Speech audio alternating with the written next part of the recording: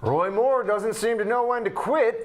Yesterday, The Hill's Scott Wong broke the story that Alabama Republican Congressman and GOP Senate candidate Bradley Byrne expects Moore, the former Chief Justice of the Alabama Supreme Court and one-time Senate candidate, to get in the race in June. Yes.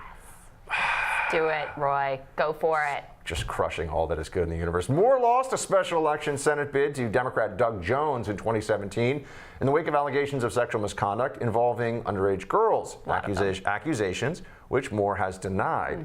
The judge responded to the story on Twitter saying that Byrne is, quote, afraid of him because, quote, he knows that if I run, I will beat Doug Jones, which is an interesting counterfactual to anyone paying attention. Given that he lost to him already. Well, anyway. That got the attention of both the president and Donald Trump Jr., who blasted Moore, thankfully, in a tweet saying, quote, you mean like the last time? You're literally the only candidate who could lose a GOP seat in pro-Trump, pro-USA Alabama.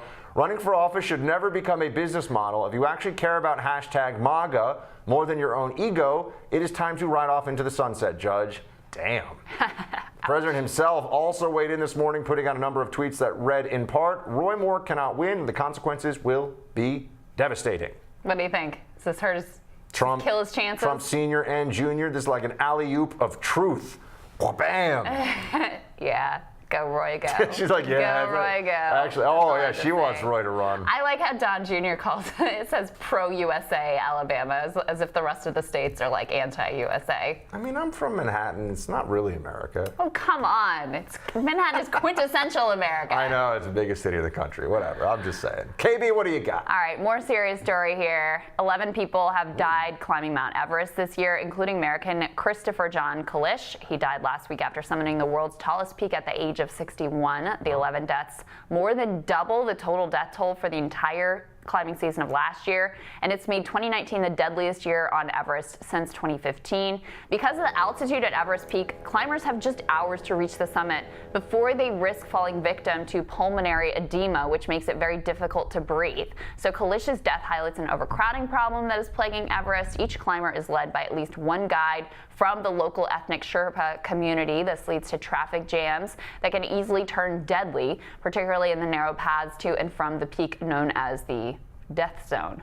Experts are calling on Nepal's government to reduce the number of permits it issues to climb Everest, and this year the government says it handed out a record 381 permits. Nepal's Secretary of Tourism told the AP that anyone with a doctor's note and $11,000 can obtain a permit.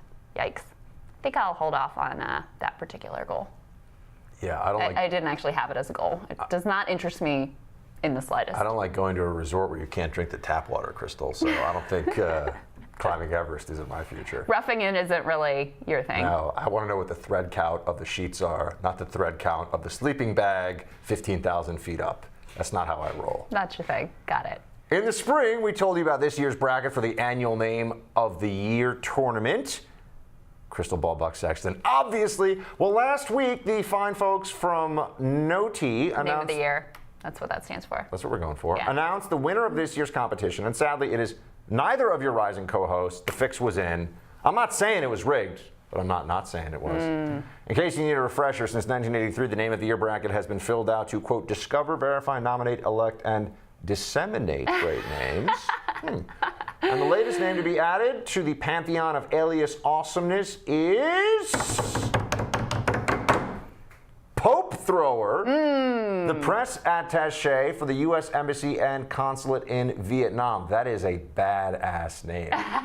Pope Thrower entered the competition as a 11 seed on his road to victory, upsetting early favorites such as Alpha Omega, Nickelberry III, and Precious Orgy. Stop it. No Stop way. it.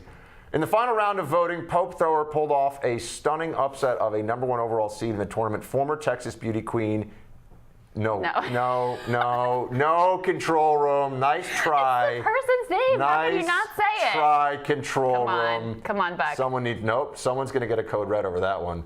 Submissions for next year's Name of the Year tournament can be sent to nameoftheyear@gmail.com. You know, in case you want to nominate. What's up? Right over here. Just saying. Saying. We are winners for sure.